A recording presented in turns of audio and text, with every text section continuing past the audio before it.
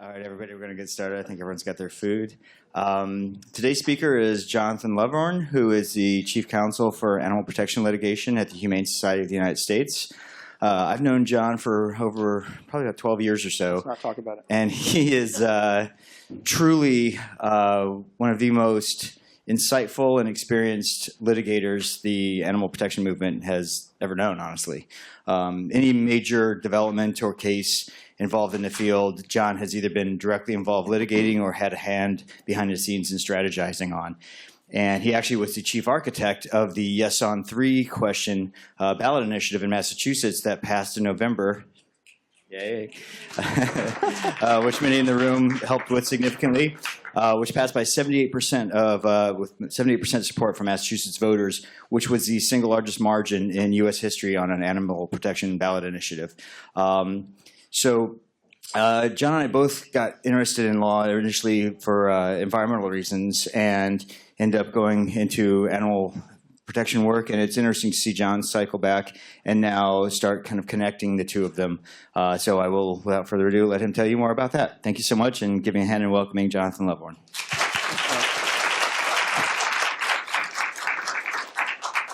Thanks, Chris. Now that we've set the bar nice and low, I think that's really good. I'm going to talk a little bit about animals and climate change, try to get done in time to take questions, although as Chris and others can tell you, I have a lot to say. So thanks for coming. You're sparing everyone on my team from listening to me gas on about climate change, as I will do for extended lengths. But I'm going to talk a little bit about a paper that just came out in preview at the Georgetown Environmental Law Review on climate change and intersectional threats. But I'm going to focus on the animal aspect of it. Number of ideas in the paper about the intersectional aspect of climate change, and in particular with regard to animals. But the interesting thing about the analysis is we tried to go at it from the standpoint of, rather than sort of bemoaning identity politics, trying to identify how the issue of climate change resonates within established public interest causes. So then we can then look at how there are commonalities and how the differing impacts on social justice movements interact with each other and really amplify within the context of climate change. And so just a quick roadmap of where we're going to go. The key point, of course, being that climate change has to be conceptualized beyond environmentalism, which is not remarkable in and of itself. But climate change, although most animal advocates are aware of it and concerned about it, it has not been a top ticket animal protection issue for a long time. The other thing we'll talk about a little bit is the issue of animal agriculture and climate change emissions.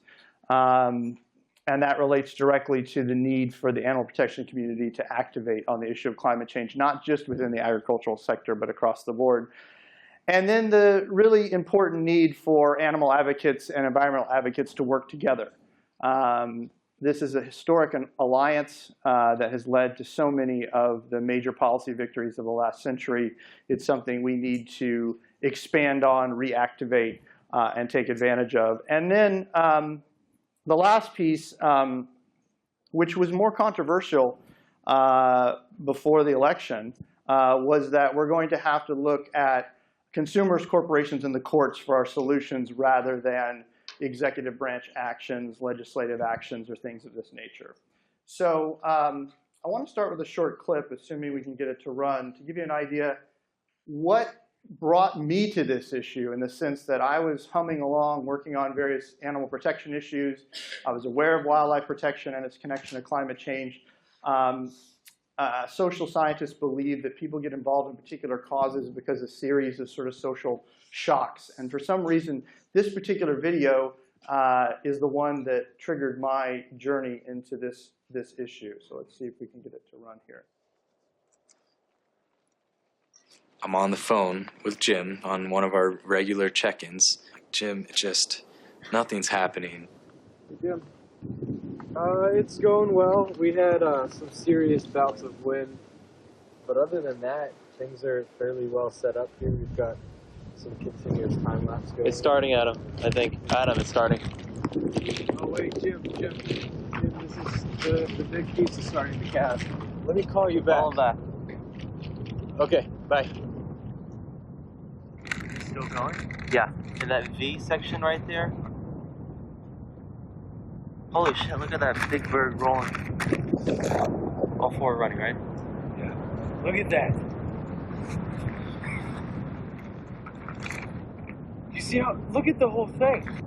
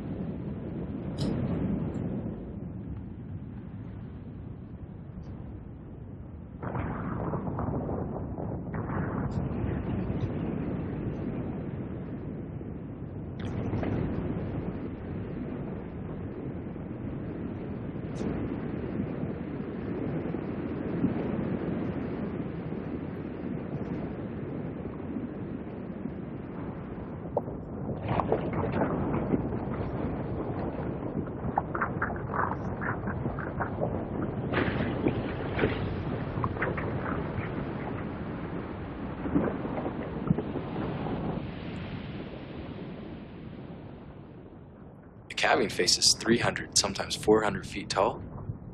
Pieces of ice were shooting up out of the ocean 600 feet and then falling.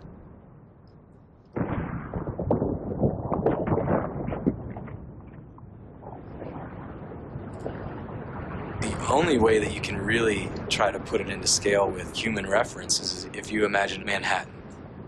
And all of a sudden, all of those buildings just start to rumble and quake and peel off and just fall over and roll around. This whole massive city just breaking apart in front of your eyes.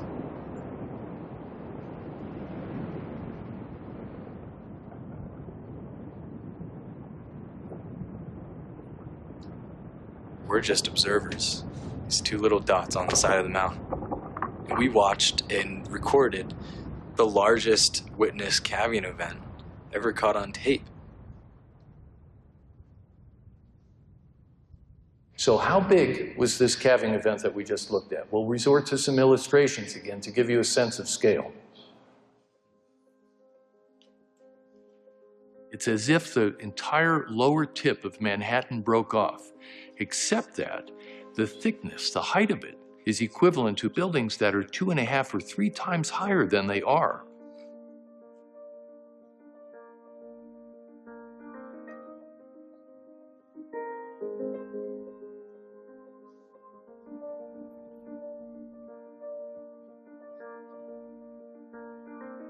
That's a magical, miraculous, horrible, scary thing.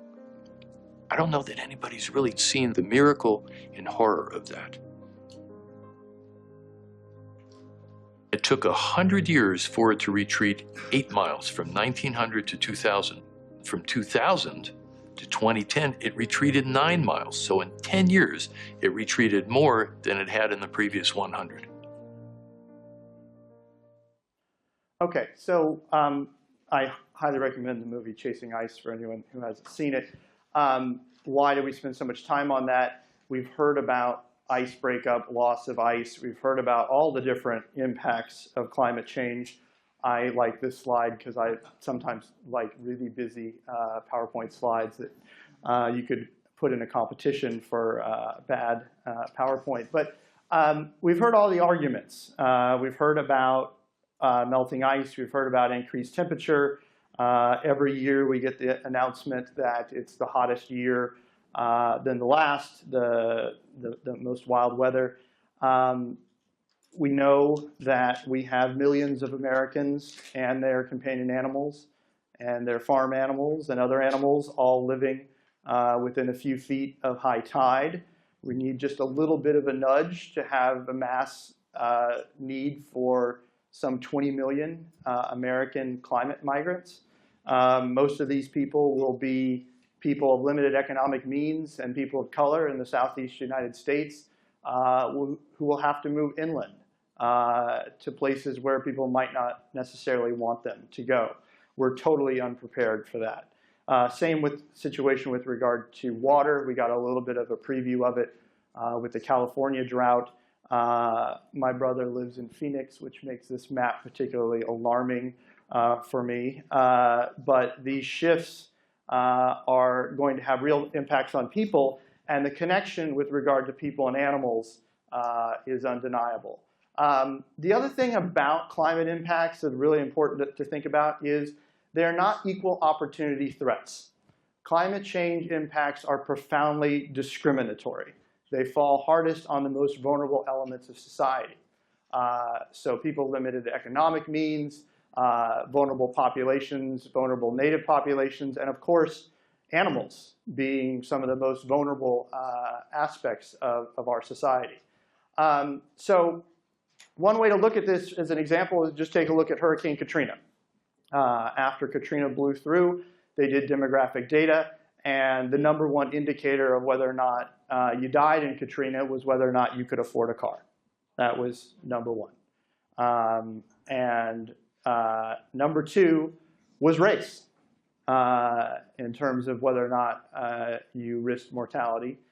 Elderly also took a big hit, but the one that they don't really talk about much in the research is animals. And in fact, the connection between loss of animals and loss of people, because a large number of people who stayed during Katrina stayed because they were unable to take their companion animals with them, because at that time, FEMA evacuations did not allow people to bring their companion animals. So the choice was drop off your dog at the curb and get on the bus, or stay.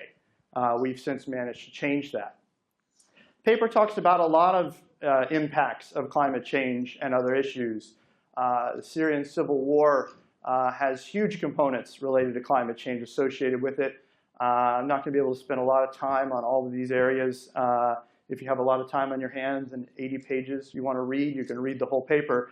But I did want to pull out one statistic because this one really shocked me, which is that the prediction for heat wave deaths by 2030 are likely to outstrip non-suicide gun violence, gun deaths. So think of all the people we have working on the issue of guns and gun deaths in comparison to how many people are working on the issue of climate change. So this isn't some far-off prediction for 2050 that we're talking about.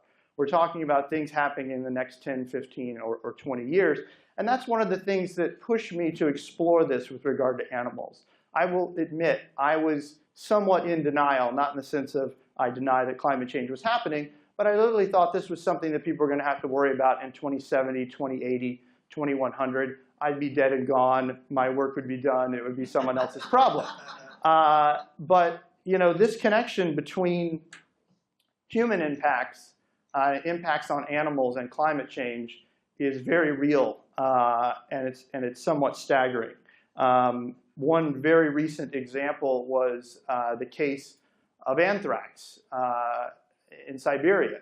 And essentially, after a long period of not seeing any anthrax, they had a sudden outbreak.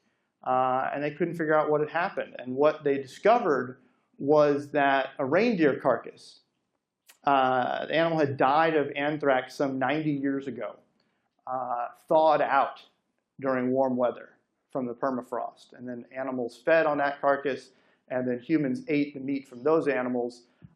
So anthrax literally emerging from the permafrost. And another study about a year ago said we can look forward to smallpox emerging from frozen bodies as well. So as these increased heat melting goes on, these human and animal viruses are going to reemerge There's discussion of bubonic plague. I could go on and on and on, but there's a major connection here. And I also want to talk about animals because the reality is animals and humans and climate change have gone hand in hand from the very beginning. Animals are the original climate adaptation. Human society is founded and began on following herds of animals for hunting purposes, and then ultimately domesticating animals. Human energy sources were totally animal dependent for thousands and thousands of years. The original oil product came from whales, and the industry was huge. And over time, got larger and larger and larger. We know the impact that had on whales. But this idea of animals as energy and a climate adaptation goes back to the beginning. We relied on horses for thousands of years as our primary mode of transport. And then, of course, we switched to petroleum, the invention of the internal combustion engine. And we all know about the direct impacts of human use of petroleum. This is the BP oil spill. This direct evidence we've seen right in front of us. But the indirect impacts, the ones we don't see, are by far the much larger impact with regard to animals. And what I discovered after looking at this issue for a while was that outside of factory farming, and we'll talk about the connection in a second, climate change is the single biggest mortality factor for animals worldwide. It dwarfs every other issue we work on with regard to animal protection in terms of the numbers of animals suffering and dying with regard to climate change. This was a surprise to me. I was focused on poaching. I was focused on other uses, exploitation. But climate change is the runaway winner, and it's going to hit and is already hitting hardest within the marine environment. So we've seen some of these predictions about sixth extinction, loss of 2/3 of wildlife. That's all true. It's hard to overstate the incompatibility of human activity and occupation with animals. Two quick examples of that. One of the most biodiverse areas remaining in Central Asia is the area where they have cordoned off around Chernobyl that humans are not allowed to enter. So the nuclear disaster site is one of the best places for animals. Anyone know what the other big biodiverse spot is in the world? The DMZ, between North and South Korea, is a huge hotspot for remaining biodiversity, literally covered with landmines and armed to the teeth. So anywhere where humans can't go at all tends to be the situation. Now, it's true that climate change has winners and losers for animals. Not every change in climate is going to result in the death or destruction of animals. And some animals will migrate, those that are able to. But there are some limitations on migration. We have natural barriers. We have mountains. We have rivers. We have oceans. And then there are other barriers that can have a huge impact on animal migration as well. The other problem with regard to migration and adaptation is that the vast majority of warming is going into the ocean. And the ability of ocean animals to migrate away from the heat or adapt is much more limited. And what we've seen over the last 24 to 36 months are some pretty shocking and unprecedented die-offs within the ocean environment, which, I'll be clear, have not been categorically tied to climate change or warming, but multiple events of hundreds of thousands, millions of animals dying in the ocean environment. And, you know, from Tasmania and mutton birds to mass die-off all the way from Baja California to Alaska in the summer of 2015. I actually found one of these birds while I was vacationing in Monterey and took it to a rehabber. Didn't know at the time that it was part of a mass die-off, but was just sitting on the beach, not moving. And so we see these die-offs increasing in the oceanic environment, and we also see them upland. So in 2015, we saw some 200,000 endangered antelope die off in Central Asia. Some of you may have seen this. Huge number of animals. And what happened when we looked at the cause of this particular die-off was really, really troubling. What we discovered was just a few degrees increase in the temperature had taken normally harmless gut microbes for these animals and turned them into a vector that they couldn't survive. And so, like that, just a slight increase in temperature, and these animals' own gut bacteria killed some 200,000 of them. What this suggests is that animals are far more susceptible to climate change than we may have thought, when something as small as this can kill so many animals. Okay, so I'm glad no one has left yet, because this is all getting very depressing. How bad are we really talking about? How bad is it going to get? Well, the definitive analysis, the meta-analysis, suggests anywhere between 5.2 to 16% of species will go extinct. But the problem with talking about species, and species are great and we should preserve species, is it doesn't really translate into numbers. So for example, when I talk to you about the number of people that are going to die from heat deaths from climate change, I didn't do that based on species or cultural origin or X number of cities are going to experience. We talk about lives lost in very concrete terms. When we talk about animals and climate change, we tend to talk about abstractions and start talking about percentage of species. So one of the things that the discussion of species level loss leaves out is the reality that there are huge sub-extinction losses of animals, millions of animals for each species that goes extinct. So for each species that we drive all the way to extinction, we're killing millions and millions of animals. Huge numbers. I won't get into the details. My paper theorizes that it could be as much as 147 billion animals over the next 20 years. And when you look at this, we have animal agriculture, of course, always the hands-down winner when it comes to killing animals. But when you move beyond that, what you find is climate change coming in a pretty strong second, especially in comparison to some of the other things that we work on. And so what is the animal community doing about this problem? Essentially, we're on the bench. I try to include some cute pictures to make it less depressing. This is not something that the animal protection community is fully activated on. And it is something that we're going to have to get activated on. And I'm sure someone is thinking, well, actually we are, because we're working on advocating a vegan diet. But simply, smugly telling people to stop eating meat is not a full climate change control strategy for the benefit of animals. This is a much broader problem. At the same time, environmentalists have a problem too. And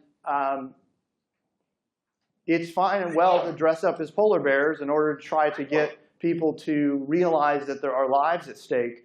But the reality is, every single major policy gain of the last 100 years has been done in cooperation between environmentalists and animal protection advocates. And even when it wasn't an open cooperation, we see environmental groups using animal imagery and people's concern for the plight of animals in order to advance their agenda. And unfortunately, there is a long-standing split, at least academically, between environmental law and animal law. This has been of interest to me for a long time. This is sort of the infamous piece by Professor Callicott suggesting that animal ethics and environmental ethics are inherently incompatible. Tom Reagan, who just passed recently, and I feel bad about even putting up this slide, did a whole lot for the cause of animal protection, but labeling environmentalists environmental fascism probably was not among his greatest achievements. So this division has sat for a very long time, and I don't have time to go into it, but if you go back and look at the luminaries within the environmental movement and some of the things that they say, they certainly did not believe in some kind of fundamental divide between animal protection and environmentalism. If you read Walden, it reads like a piece of animal advocacy, the connection that Thoreau felt with regard to humans and animals. John Muir talking about the benefits of evolving to a vegetarian lifestyle. Rachel Carson spoke eloquently on the issue of animal protection and its relation to environmental protection. And interestingly, she was viciously attacked, as we know, by the chemical lobby. Do you know what they called her? Anyone know anything about Rachel Carson? They accused her of being a crazy cat lady. They actually called her a crazy cat lady. And the interesting thing is, she was a crazy cat lady. She served for a very long time on the board of advisors for the Animal Welfare Institute and saw this very strong connection. And I will just talk briefly, but the idea of animals and the loss of animals is really at the foundation of so many of environmental achievements over the years. This is a bison skull pile, by the way, from the late 19th century. But the Migratory Bird Treaty Act was really passed because of the gruesomeness of market hunting and the excesses that were going on. When President Nixon signed the Endangered Species Act, it's not only clear he wasn't real sure or clear what he was signing, but it really wasn't scientific arguments that pushed that over the edge. It was the majesty of the whooping crane was a centerpiece of this statute. Marine Mammal Protection Act was images of baby seals being clubbed. The Oil Pollution Prevention Act of 1990, images of dead birds covered in oil. Can go on and on and on. Even the most iconic environmental fight of the 20th century over old-growth forest in the Pacific Northwest was not made based on the majesty of the trees themselves. Instead, we had our spotted owl. This same thing holds true with regard to climate advocacy. So you don't see, thankfully, climate advocates relying too much on slides like this. And you don't even see climate advocates talking about this. This is the village of Kivalina in Alaska. It's a native village that is literally going underwater. They tried to file a suit to do something about it and failed. No, instead, we usually talk about polar bears. Now, there is nothing wrong with environmentalists owning more polar bear suits than animal protection advocates. It's fine. I've got no problem with it. But what I do have trouble with is maintaining any idea that there's somehow an incompatibility or a split between two movements where the imagery of one is so frequently used by the other. And so that really brings me to the second paper, which I haven't written yet, so I'll call it quits here. No, some of the themes in the second paper are what are we going to do about this, especially in an era where we're not likely to see additional regulation. And one of the things the paper focuses on, really the heart of it, is trying to figure out how we're going to do something over the near term with regard to climate change. Because the reality is animals are literally the canary in the coal mine. So the loss, death, destruction of animals that's already underway is the precursor to the same thing happening to human populations. So if you care about one, you really have to care about the other. And one of the biggest problems is people don't understand climate change. Highly recommend this book if you want to get up to speed in less than 2 hours on climate change. But the most important thing is climate change and carbon, CO2, they're not like ozone. It's not like you ban hairspray and then in a few years, everything's fine. No, we've got a much bigger problem. It takes thousands of years for carbon to get out of the atmosphere.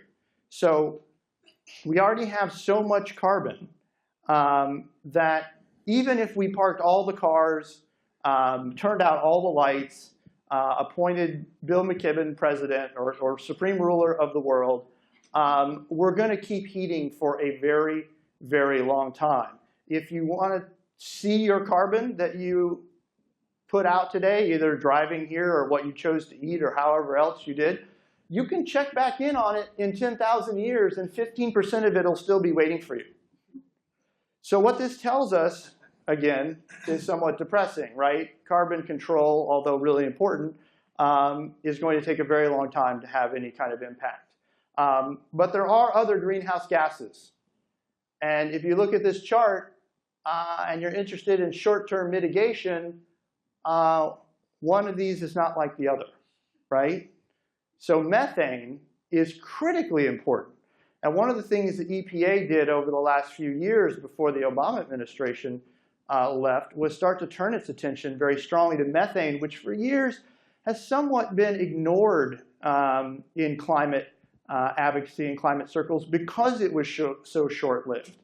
But the reality is now, if we want to do anything over the next 20 years, methane is essentially the only gas we've got, because cutting CO2, although we have to do it long-term, is not going to stave off any of the immediate impacts.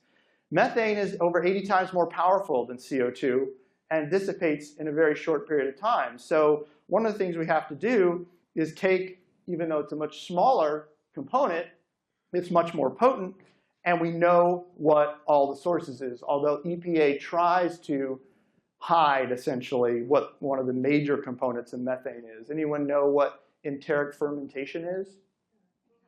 Yeah, gas from cows. And we're going to put it on the other side of the chart from manure management from animal agriculture, because someone might add them together and find out that animal agriculture and other agricultural uses are the largest source of methane emissions. So what does it look like in terms of trends? Well, bad news, people eating white rice, any of it that is made in wet rice production is just about as bad as eating a hamburger from a methane emission standpoint. And if you really want to go for it, have steak and white rice for dinner. But the three things that we have to do are we have to deal with oil and gas, we have to deal with landfills, and agriculture, both animal agriculture and high emission plant agriculture like rice. So we have new regulations, although they've been challenged with regard to oil and gas wells. We have new regulations with regard to landfills, and then we have the regulations with regard to agriculture that they put out. Wait, oh, sorry. Joe put them here somewhere. There's nothing. This entire sector of methane emission is completely unregulated. Not only is it unregulated, but EPA doesn't even know where it's coming from or how much. We and a number of other groups have sued in order to force them to at least measure this source of emission, and it's just not done. It's the elephant in the room in all climate discussions. It's not in the Paris Agreement. It's not in the Clean Power Plan. It's not in any of the proposals that the Obama administration put on its website, which have now been removed. But it's a huge issue, and it's something we have direct control over. And I know people are thinking, oh, don't give me the vegan talk, but I'm not going to talk about animal welfare at all. But unless we come to terms with this issue, there's absolutely no way to meet any of the climate targets, and certainly not mitigate our short-term problem. There's a lot of different estimates. Some people say 8%, some people say 14.5%. The UN says that. Other people say that animal agriculture is somewhere in 50%. But whatever it is, I submit to some degree, it's excess, and it is optional, and it is gratuitous. And let me give you an example. Imagine that Exxon decided they were coming out with a new product. They wanted to get ahead of their competitors. And they decided, we're going to have flavored gas, scented gas, right? So you don't have to drive around in a boring, regular smelling car. I can have a banana smell coming out of my tailpipe, right? Or strawberry, whatever it is. So we're going to extract the petroleum. We're going to ship it. We're going to refine it. But we're not going to send it to the gas station. Instead, we're going to ship it again and go through an entire secondary process where for every 7 gallons in, we get 1 gallon of fancy scented gas out. Then we are going to put it back on the truck, and we're going to sell it at the gas station so that you can have aesthetically pleasing gas. The reaction would be massive. No one would stand for us doing this with regard to the energy sector. But in simplified form, this is exactly what we do in the food sector. We grow food. We do not send it to the grocery store. We ship it sometimes halfway around the world. China imports 60 million tons of soybeans from the Amazon every year to feed livestock. And then we put it through a secondary process, where for every 7 calories of plant protein we put in, we get 1 calorie of animal protein out. And a big byproduct of your manure lagoon there.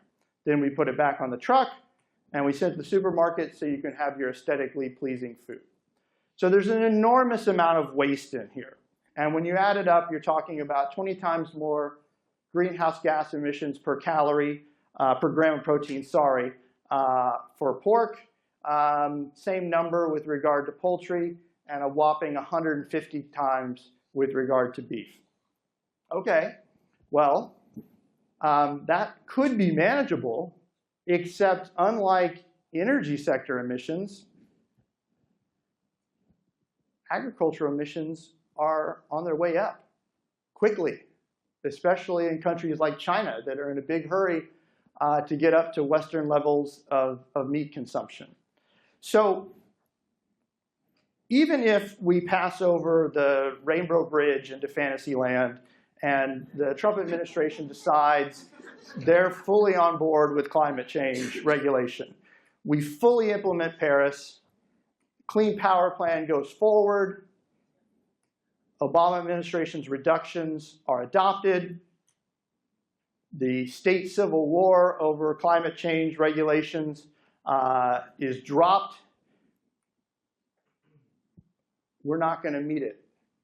Even the projections and plans that the Obama administration had in place are insufficient, indisputably insufficient, to even meet the Paris Agreement's goals. And essentially, what is clear is there's other areas that we're going to have to regulate or reduce emissions from if we're going to meet any of those targets.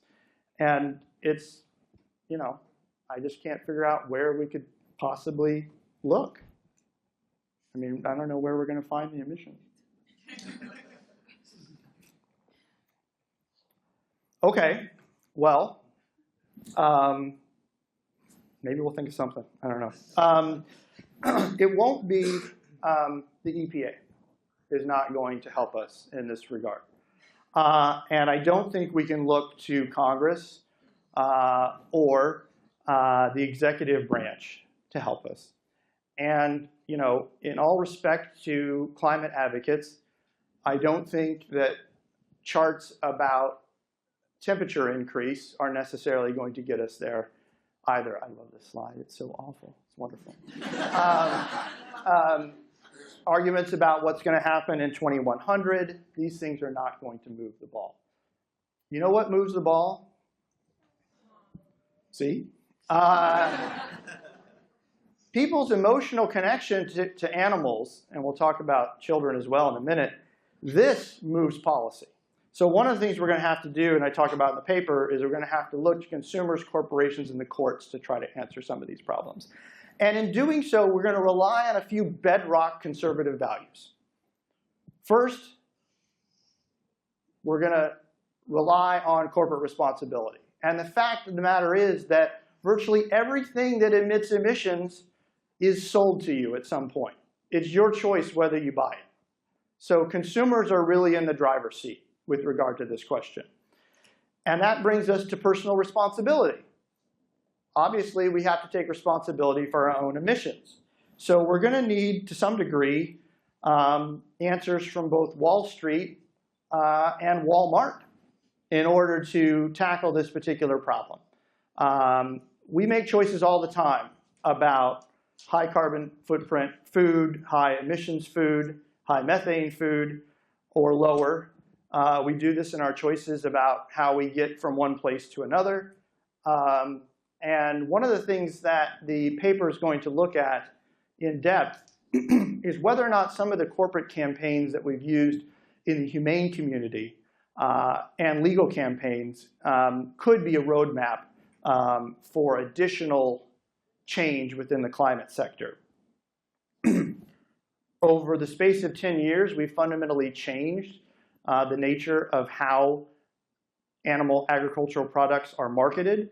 And rather than having hundreds of corporations suing to overturn regulations like we do with regard to the Clean Power Plan, what if we had hundreds of corporations going out of their way to do things that benefit the climate because their consumers demand it? Interestingly, the 2015 questionnaire about what people look for in the supermarket, animal welfare was number 2. Climate emissions wasn't on the list. How is that possible? There's a tremendous amount of room for action here. There's also room in the courts. Claims are made with regard to products and sustainability that, to put it charitably, don't pass a straight-face test. These have to be policed up. We have policed them within the humane space. We've gone after people engaged in labeling things as humane. We need to do the same thing with regard to sustainability claims. We've already seen New York's Attorney General going after various industries with regard to their claims with regard to climate change. This needs to expand. And I said I was going to get back to kids. There's actually very interesting work being done with regard to children and climate change, including the case out of Oregon. And if you're interested in this, take a look at our Children's Trust, really doing groundbreaking litigation work with regard to climate. And this is important because people often say the animal protection community needs to be more scientific. Truth of the matter is, the science shows that we need to be more emotional, that that's what actually works. The science shows that people are naturally drawn to cute animals and cute babies.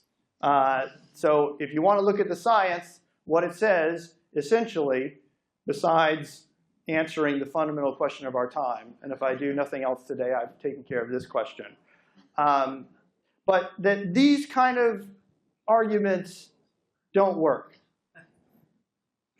This is what works. And you know what works even better? This.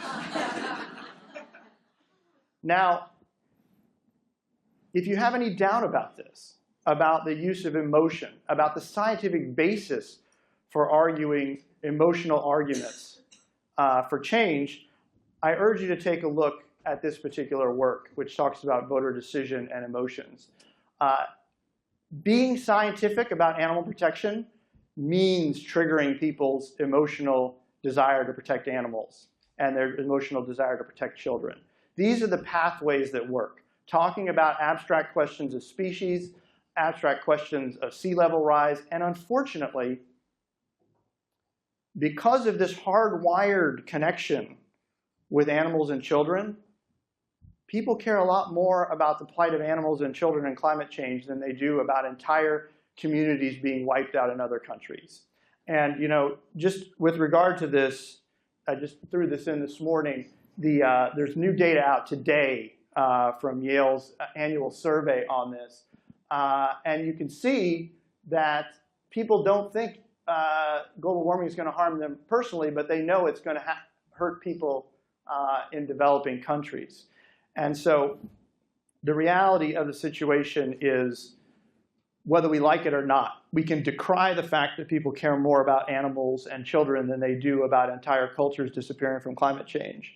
But we know how to make this change, and it's within our grasp. And if we don't do something about methane consumption and methane emission, very soon, a lot of things are going to happen that we can't pull back from, including the death of tens or even hundreds of millions of animals. Thank you so much. Thank you.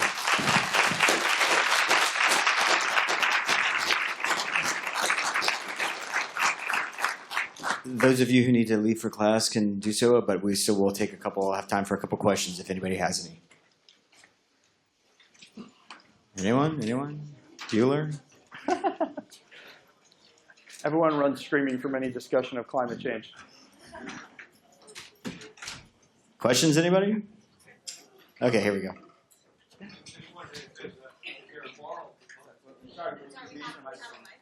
They're recording, so they'll bring you the mic very next. Yeah. Thank you so much for coming.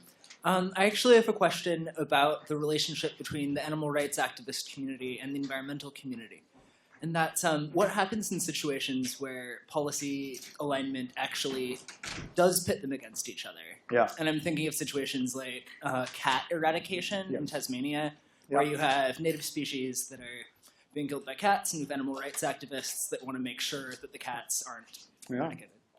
Yeah, and it's a good question. And the reality is, and I spent a lot of time thinking about this because of my interest in the connection between environmental law and animal law, and actually spent a long time trying to figure out, could I ethically resolve it, essentially? And the fact of the matter is, there are times where interest in individuals and interest in the collective conflict, whether it's within the situation of animals or people. So I don't think it's necessarily resolvable. I think it's a natural, it's less about environmentalism and animal protection and about collective versus individual. So I think in those circumstances, it's important to follow the science, and the cat eradication, in most of the cases we've gotten involved in, there's a level of hysteria going on that just the presence of cats is going to hurt wildlife without any actual studies in that particular area.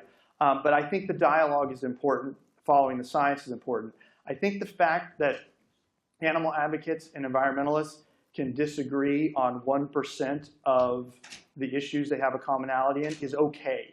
You know, I wanted to fix it for a very long time, but we could have a discussion about collective interest versus individual interest in any number of policy areas involving people too. So I think we're obligated to work through those in as respectful a manner as we can and let the science decide where we go. And there are going to be times where there's just an irreconcilable conflict. Great question. Thanks.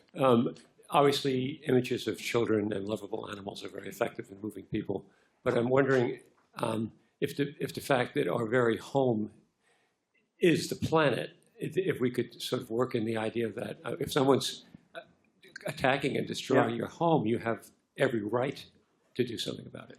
Yeah, I think that these arguments are already in play with regard to climate advocacy. I think that I was focused on arguments that need to be interjected that aren't currently there. The situation about homes is very interesting because the reality is, for the most part, the people who will be first affected with regard to their homes or their ability to survive in a particular area are people with the least power in society and the least money. So when you talk about, and I had the slide up about people concerned about whether it'll impact us in the United States, I think most of the wealthy policymakers are thinking, I will move to higher ground, or I'll be okay, or I'm insured. It's all the people who have nothing and can't afford to lose it that are in a really bad place. So I think we've made arguments about loss of entire cultures. We're going to see it, and we're seeing it already with regard to climate change. And sadly, in the United States, it is not resonating. But I still think there's a place for that argument, and always an argument with regard to the ethics. I think the ethics of destroying all of this with regard to our obligation to future generations is a hugely important one. But as I mentioned, it was one I was perfectly willing to just ignore until I realized that this stuff was going to happen in my lifetime, and then suddenly I'm out giving talks about it. So.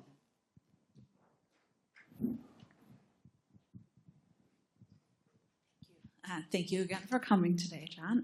My question is, you mentioned methane is sort of like a low-hanging fruit and something that we can affect. But most environmental advocates and people who care about climate change talk about carbon dioxide. Do you have any thoughts about why people have been so focused on that and less emphasizing of methane? Yeah, I mean, it made sense for a very long time. Carbon is forever. And nothing I said here should be taken as an argument to go carbon it up. You know, I mean, obviously, we have to do something about carbon. But the feeling was that we didn't need to worry about methane too much because you cut off the methane spigot and it dissipates in 8 to 12 years. So what we really needed to do was focus on carbon. We now are above 400 parts per million. We have so much carbon that even if we stopped, we would have continued warming. So what we have to look at are other places within the emission spectrum where if we cut it, we might have some short-term mitigation. How much is an open question. But I think the other thing about methane is that climate advocates for a long time we're promoting natural gas as an alternative to petroleum, and natural gas production has a lot of methane escape. So it just has not been a real focus. In fairness, since 2012, there's been a number of papers and a number of actions, and like I said, the Obama administration came to the realization that the carbon problem is getting away from us, and we need to shift to things that we can control. Unfortunately, they shifted so late that almost all of their methane-related regulations are within the time frame for the Congressional Review Act and subject to congressional repeal, which is where I think they will. So if we lose any regulation on oil and gas and landfills, and we never had any on agriculture, that means it's up to consumers, corporations, and the courts to save us, because nothing else will, because there's nothing there.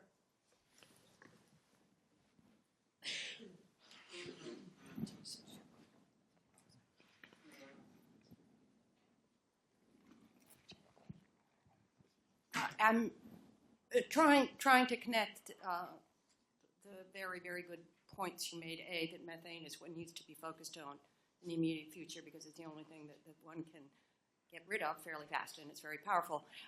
And that the arguments featuring cute children and cute animals are the winning ones. How do you put cute animals and cute people into we have to do something about methane argument? Yeah, well, I think that's the key. I think, as with our Children's Trust litigation campaign, we have to make people understand, and this is what the paper was about, that climate change is not an esoteric environmental issue about rising sea level and mean temperatures and species loss. It is a concrete existential threat to humans and animals. And within that space, I think impacts on children and impacts on animals are the most persuasive arguments. These are the things that actually move people to change their behavior. And I think in terms of operationalizing it, I think corporate campaigns that highlight these facts are what needs to take place. But I mean, already the polar bear, is a symbol of climate change. And the polar bear's out there. But it's not tied with methane at all. Methane is so much about factory farming. Yeah. So how do you cross that bridge? Well, I don't think there's a bridge. I think there's operational. There are issues in order to operationalize this argument. And the interesting thing about factory farming is it is both a cause of massive animal suffering and a cause of climate change emissions. So I refer to it as a double header of misery in my paper. That's where I think that it's one thing to tell people you should be vegan because you should care about farm animals. A certain number of people are going to take action in response to that. My belief is a much larger portion of people will take action if you tell them you should reduce your animal product consumption because it's going to hurt animals and children. And when I mean animals, I mean wild animals that resonate with people in the way that farm animals don't. So, yeah. Good. So what you've seemed to say is that, number one, we need very, very drastic and immediate action. And number two, that the existing repertoire is essentially courts, consumers, and corporations. Yeah. It just seems that they're so far apart that there's not really any hope of the first being achieved with that repertoire. So I wondered, firstly, how do you think that could be expanded towards more kind of controversial actions to which the state would not take kindly? Yeah. And number two, where would you place the NGO or civil society community in between those three, and where they can best exert pressure? Yeah, I mean, these are really good questions. I mean, and especially as regards to other countries, I don't think we should give up at all on international agreements or other international pressure for what I would call traditional command and control methods of reducing these emissions. And I think to the extent that other countries are doing it, it impacts corporations because corporations are multinational. But one of the things I wanted to be really clear about in my paper, having spent 20 years in Washington, D.C., and then having watched the recent election, is there's no amount of banging our head against the brick wall is going to regulate these emissions in the traditional command and control capacity to the degree we need them to do. I believe that the Obama EPA was doing the most that anyone could have ever expected without being entirely defunded by Congress if they'd gone any further. And the science says it wasn't enough.